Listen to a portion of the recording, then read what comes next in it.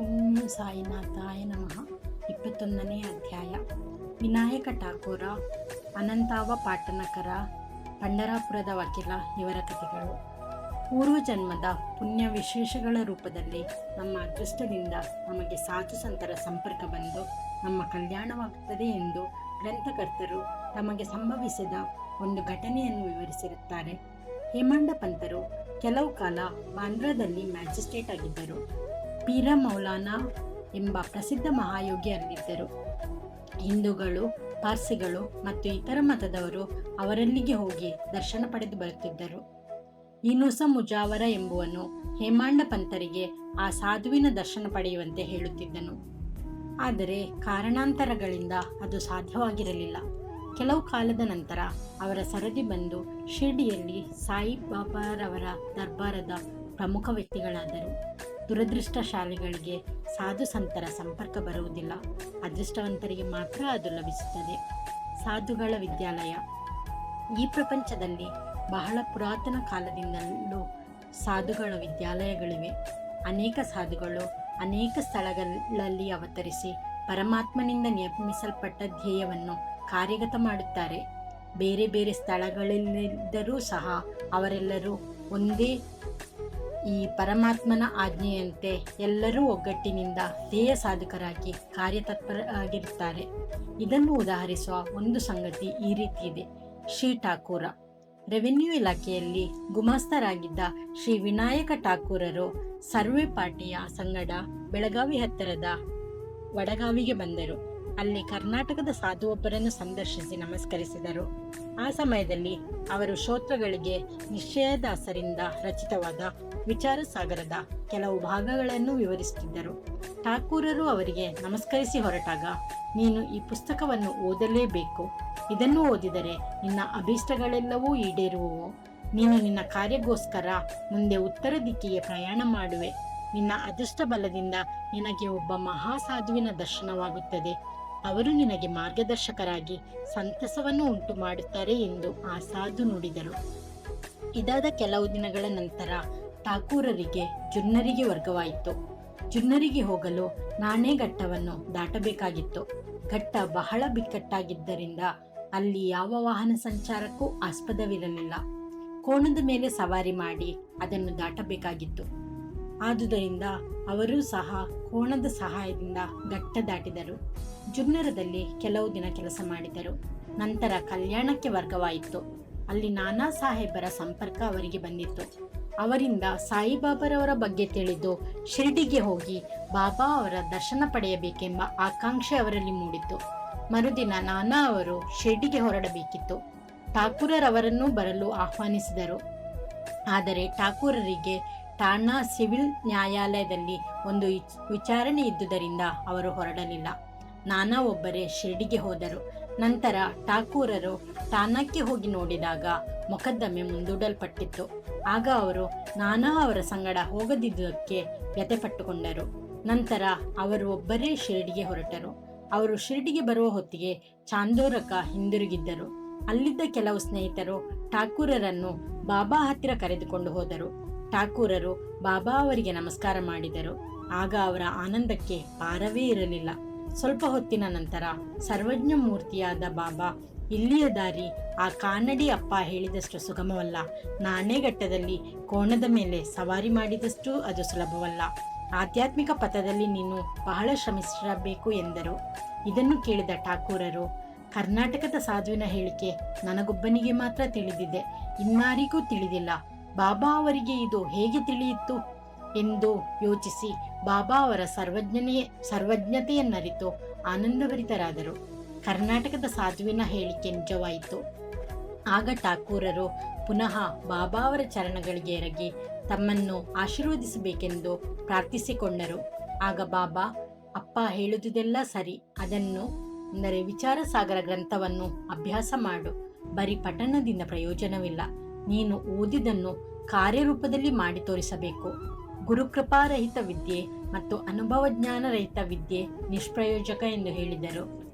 ಠಾಕೂರರು ವಿಚಾರ ಸಾಗರ ಗ್ರಂಥದ ಪಾರಾಯಣ ಮಾತ್ರ ಮಾಡಿದ್ದರು. ಆದರೆ ಶಿರ್ಡಿಯಲ್ಲಿ ಅದರ ಪ್ರಾಯೋಗಿಕ ರೀತಿಯನ್ನು ಈಗ ಕಂಡರು. ಅನಂತರಾವ ಪಾಟನಕರ ಒಮ್ಮೆ ಪುಣೆಯ ಶ್ರೀ ಪಾಟನಾಕರರಿಗೆ ಬಾಬಾರವರನ್ನು ಕಾಣಬೇಕೆಂಬ ಆಶೆಯುಂಟಾಯಿತು. ಶಿರಡಿಗೆ ಬಂದು ಬಾಬಾರವರ ದರ್ಶನ ಪಡೆದರು. ಬಾಬಾರವರ ಚರಣಗಳಿಗೆರಗಿ ಪೂಜೆಯ ನಂತರ ಅವರನ್ನು ಕುರಿತು, ಬಾಬಾ, ನಾನು ಬಹಳ ಓದಿದ್ದೇನೆ. ವೇದ, ವೇದಾಂತ ಮತ್ತು ಉಪನಿಷತ್ತು ಎಲ್ಲವನ್ನೂ ಅಭ್ಯಾಸ ಮಾಡಿರ್ತೇನೆ. ಪುರಾಣಗಳೆಲ್ಲವನ್ನೂ ಕೇಳಿರ್ತೇನೆ. ಆದರೂ ನನ್ನ ಮನಸ್ಸಿಗೆ ಶಾಂತಿ ದೊರಕಿಲ್ಲ. ನನ್ನ ಎಲ್ಲ ಓದು ನಿಷ್ಪ್ರಯೋಜಕವಾಗಿದೆ. ಮೂಢಾತ್ಮರೇ ನನಗಿಂತ ಎಷ್ಟೋ ಮೇಲು. ನೀವು ಮನಸ್ಸಿಗೆ ಶಾಂತಿಯನ್ನು ಉಂಟು ಮಾಡುವಿರೆಂದು ಕೇಳಿ ನಿಮ್ಮಲ್ಲಿಗೆ ಬಂದಿದ್ದೇನೆ. ನನ್ನ ಮೇಲೆ ದಯವಿಟ್ಟು ನನ್ನನ್ನು ಆಶೀರ್ವದಿಸಿರಿ ಎಂದು ಬೇಡಿಕೊಂಡರು. ಆಗ ಬಾಬಾ ಅವರಿಗೆ ಈ ಕೆಳಕಂಡ ನೀತಿಕತೆಯನ್ನು ಹೇಳಿದರು. ನವವಿಧ ಭಕ್ತಿ. ಒಂದು ಸಾರಿ ವರ್ತಕನೊಬ್ಬನು ಇಲ್ಲಿಗೆ ಬಂದನು. ಅವನ ಮುಂದೆ ಒಂದು ಕುದುರೆ ಲದ್ದಿ ಹಾಕಿತು. ಆ ವರ್ತಕನು ಕೂಡಲೇ ತನ್ನ ಬಟ್ಟೆಯನ್ನು ನೆಲಕ್ಕೆ ಹಾಸಿ ಆ 9 ಲದ್ದಿಗಳನ್ನು ಆರಿಸಿಕೊಂಡು ಮನಃಶಾಂತಿ ಹೊಂದಿದನು. ಪಾಟನಕರರಿಗೆ ಇದು ಅರ್ಥವಾಗಲಿಲ್ಲ. ಸಮೀಪದಲ್ಲಿಯೇ ಇದ್ದ ದಾದಾ ಕೇಳಕರ ಅವರನ್ನು ವಿಚಾರಿಸಿದರು. ಅದಕ್ಕೆ ಅವರು, ನನಗೂ ಸಹ ಇದರ ಪೂರ್ಣ ಅರ್ಥ ಗೊತ್ತಿರುವುದಿಲ್ಲ. ಆದರೆ ಅವರ ಪ್ರೇರಣೆಯಿಂದ ನನಗೆ ತಿಳಿದಷ್ಟು ಮಾತ್ರ ಹೇಳುತ್ತೇನೆ ಎಂದು ಅವರಿಗೆ ಕೆಳಗಿನಂತೆ ಹೇಳಿದರು. ಕುದುರೆಯೇ ದೇವರ ಕೃಪೆ. ಅದು ಹಾಕಿದ ಲದ್ದಿಗಳೆಂದರೆ ನವವಿಧ ಭಕ್ತಿಗಳು. ಅವು ಶ್ರವಣ, ಕೀರ್ತನ, ಸ್ಮರಣ, ಚರಣ, ಸೇವನ, ಅರ್ಚನ, ವಂದನ, ದಾಸ್ಯ, ಸಖ್ಯ ಮತ್ತು ಆತ್ಮನಿವೇದನೆ. ಇವುಗಳಲ್ಲಿ ಯಾವುದೊಂದನ್ನಾದರೂ ಶ್ರದ್ಧೆ ಭಕ್ತಿಯಿಂದ ಅಭ್ಯಾಸ ಮಾಡಿದರೆ ಶ್ರೀಹರಿಯು ಭಕ್ತರ ಮನೆಯಲ್ಲಿ ಅವತರಿಸುತ್ತಾನೆ. ಭಕ್ತಿ ಇಲ್ಲದ ಯಾವುದೇ ಜಪ, ತಪ, ಯೋಗ ಸಾಧನ ಅಥವಾ ವೇದ ಉಪನಿಷತ್ ಅಭ್ಯಾಸ ಪ್ರಯೋಜನಕಾರಿಯಲ್ಲ. ನೀನೇ ವರ್ತಕನೆಂದು ಭಾವಿಸಿ ಅವನಂತೆ ನೀನೂ ಸಹ ನವವಿಧ ಭಕ್ತಿಗಳನ್ನು ಅಭ್ಯಾಸ ಮಾಡು. ನಿನ್ನ ಮನಸ್ಸಿನ ಚಂಚಲತೆಯನ್ನು ಬಿಡು, ಅಂದರೆ ಮನಃಶಾಂತಿಯನ್ನು ಪಡೆಯುವೆ ಎಂದರು. ಮರುದಿನ ಪಾಟನಕರರು ಬಾಬಾರವರಿಗೆ ನಮಸ್ಕಾರ ಮಾಡಲೆಂದು ಹೊರಟಾಗ ಅವರು 9 ಲದ್ದಿಗಳನ್ನು ಕಟ್ಟಿಕೊಂಡಿಯಾ ಎಂದು ಕೇಳಿದರು. ಅದಕ್ಕೆ ಅವರು, ನಾನು ದೀನನು. ನನ್ನ ಮೇಲೆ ನಿಮ್ಮ ಕೃಪೆ ಇದ್ದರೆ ಮಾತ್ರ ನಾನು ಅವುಗಳನ್ನು ಕಟ್ಟಿಕೊಳ್ಳಬಹುದು ಎಂದರು. ಆಗ ಬಾಬಾ ಸಂತೋಷದಿಂದ ಅವರನ್ನು ಆಶೀರ್ವದಿಸಿ, ನಿನಗೆ ಶಾಂತಿ ದೊರಕುತ್ತದೆ ಎಂದರು. ಪಂಢರಪುರದ ವಕೀಲ. ಬಾಬಾರವರು ಸರ್ವಜ್ಞತೆಯಿಂದ ಭಕ್ತರನ್ನು ತಿದ್ದುತ್ತಿದ್ದರೆಂದು ಈಗ ಪರೀಕ್ಷಿಸೋಣ. ಒಂದು ದಿನ ಪಂಢರಪುರದ ವಕೀಲರೊಬ್ಬರು ಶಿರಡಿಗೆ ಬಂದು ಮಸೀದಿಯೊಳಗೆ ಪ್ರವೇಶಿಸಿ ಬಾಬಾ ಅವರಿಗೆ ನಮಸ್ಕರಿಸಿ, ಬಾಬಾ ಕೇಳದೇ ಇದ್ದರೂ ಸಹ ದಕ್ಷಿಣೆಯನ್ನು ಅರ್ಪಿಸಿದರು. ನಂತರ ಅವರು ಮಸೀದಿಯ ಮೂಲೆಯೊಂದರಲ್ಲಿ ಕುಳಿತು ಅಲ್ಲಿ ಏನು ನಡೆಯುತ್ತಿದೆ ಎಂಬುದನ್ನು ನೋಡುತ್ತಿದ್ದರು. ಸಾಯಿಬಾಬಾ ಕೂಡಲೇ ಅವರ ಕಡೆ ತಿರುಗಿ, ಈ ಜನರೆಷ್ಟು ವಂಚಕರು! ನನ್ನ ಪಾದಗಳಿಗೆರಗಿ ದಕ್ಷಿಣೆ ನೀಡಿ ಹೊರಟು ಹೋಗುತ್ತಾರೆ, ಆದರೆ ಅಂತರಂಗದಲ್ಲಿ ತೆಗಳುತ್ತಾರೆ. ಇದು ವಿಚಿತ್ರವಲ್ಲವೇ ಎಂದರು. ಈ ಮಾತು ವಕೀಲರಿಗೆ ಚುಚ್ಚಿತು. ಬೇರೆ ಯಾರಿಗೂ ಈ ಮಾತಿನ ಅರ್ಥವಾಗಲಿಲ್ಲ. ವಕೀಲರು ಅದನ್ನು ಗ್ರಹಿಸಿ ಮೌನದಿಂದ ಇದ್ದರು. ನಂತರ ವಾಡಕ್ಕೆ ಹಿಂತಿರುಗುವಾಗ ಅವರು ಕಾಕಾ ಸಾಹೇಬರನ್ನು ಕುರಿತು, ಬಾಬಾರವರ ಮಾತು ಸರಿಯಾಗಿತ್ತು. ಅವರು ನನ್ನನ್ನೇ ಕುರಿತು ಮಾತನಾಡಿದ್ದಾರೆ. ಇನ್ನು ಮುಂದೆ ನಾನು ಇತರರ ನಿಂದನೆಯನ್ನು ಬಿಡಬೇಕೆಂದು ಅರ್ಥಸೂಚಿತವಾಗಿ ಎಂದು ಹೇಳಿದ್ದಾರೆ ಎಂದು ಈ ಕೆಳಕಂಡಂತೆ ವಿವರಿಸಿದರು. ಪಂಢರಪುರದ ನ್ಯಾಯಾಧೀಶರಾದ ನೂಲಕರರು ತಮ್ಮ ಆರೋಗ್ಯಾಭಿವೃದ್ಧಿಗೋಸ್ಕರ ಶಿರಡಿಯಲ್ಲಿ ಬಂದು ತಂಗಿದ್ದರು. ಅವರು ಒಂದು ದಿನ ಪಂಢರಪುರದ ವಕೀಲಗೃಹದಲ್ಲಿ ಕುಳಿತಾಗ, ರೋಗವು ಔಷಧಿಗಳಿಲ್ಲದೆ ಫಕೀರರ ದರ್ಶನ ಮಾತ್ರದಿಂದ ಗುಣವಾಗಬಲ್ಲದೆ, ವಿದ್ವಾಂಸರಾದ ನೂಲಕರ ಹೀಗೆ ನಂಬುವುದು ಸರಿಯೇ ಎಂದು ಮುಂತಾಗಿ ವಕೀಲರಲ್ಲಿ ಚರ್ಚೆಯಾಯಿತು. ನ್ಯಾಯಾಧೀಶರು ಬಾಬಾ ಅವರು ವಕೀಲರ ಉಪಹಾಸಕ್ಕೀಡಾದರು. ಚರ್ಚೆಯಲ್ಲೂ ನಾನು ಪಾತ್ರವಹಿಸಿದ್ದೆ. ಈಗ ಬಾಬಾರವರಿಂದ ಪಾಠ ಕಲಿತಂತಾಯಿತು. ಬಾಬಾ ಅವರ ನುಡಿ ಬೈಗುಳವಾಗಿರದೆ ಅದು ನನಗೆ ಅನುಗ್ರಹವಾಗಿದೆ. ವಿನಾಕಾರಣ ಬೇರೆಯವರನ್ನು ಉಪಹಾಸ ಅಥವಾ ನಿಂದೆ ಮಾಡಕೂಡದೆಂದು ಬಾಬಾ ನನಗೆ ಬುದ್ಧಿ ಕಲಿಸಿದರು ಎಂದು ವಕೀಲರು ದೀಕ್ಷಿತರಿಗೆ ಹೇಳಿದರು. ಶಿರಡಿಯು ಪಂಢರಪುರದಿಂದ ದೂರದಲ್ಲಿದೆ.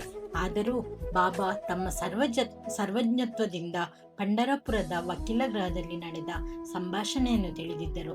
ನದಿ, ಕಾಡು, ಬೆಟ್ಟ ಮೊದಲಾದವುಗಳು ಅವರ ದೃಷ್ಟಿಗೆ ಅಡ್ಡ ಬರುತ್ತಿರಲಿಲ್ಲ. ಅವರು ಎಲ್ಲರ ಇಂಗಿತವನ್ನು ತಿಳಿದವರಾಗಿದ್ದರು. ಭಕ್ತನು ಎಲ್ಲಿಯೇ ಇರಲಿ, ಎಷ್ಟೇ ದೂರದಲ್ಲಿರಲಿ, ಸಾಯಿ ಅವರ ದೃಷ್ಟಿಯಿಂದ ದೂರವಿರುತ್ತಿರಲಿಲ್ಲ. ಈ ಘಟನೆಯಿಂದ ವಕೀಲರಿಗೆ ಜ್ಞಾನೋದಯವಾಯಿತು.